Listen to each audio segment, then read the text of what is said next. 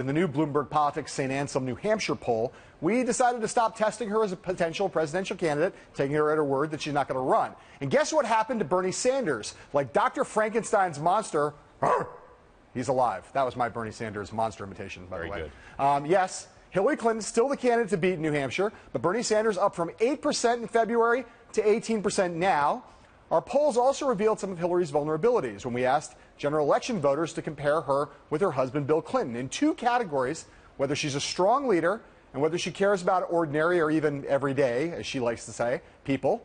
She did worse than her husband. Mark, if you were sitting in HRC's HQ in Brooklyn today, which, if any, of these numbers from our poll has you freaked out? Much has been made of her strength with Democrats in our poll, the New York Times CBS poll. No doubt that's a huge factor. But her goal is not to be the Democratic nominee. Her goal is to be president. I think Sanders rising is a real problem for her because he has proven himself to be skilled at coalescing vote. We'll see if other Democrats, O'Malley, Webb, or others can coalesce vote. But if he keeps coalescing vote, she's going to have to engage with him more. And we've already talked about this. He's pulling her to the left. She's not taking a position on the trade deal, in part because of Elizabeth Warren, in part because of Bernie Sanders. So I think Sanders rising is bad for her in a big way. It's not that he's pulling her left or Warren's pulling her left. The party's pulling her left. And that's, look, I think that they're okay being pulled to the left because I think their strategy for how to win a general election is the Obama strategy of turning out their base rather than going for the center. But it is the case that 60%, under two-thirds of Democrats being for her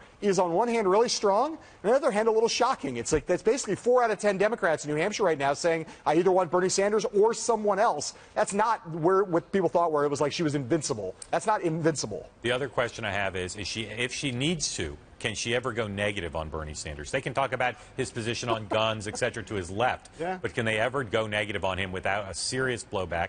I assume they think they can, but I think he is a formidable force. If you go negative on him, his comebacks, I think, will be pretty potent. There's something dangerous about a candidate who knows that he's not going to win.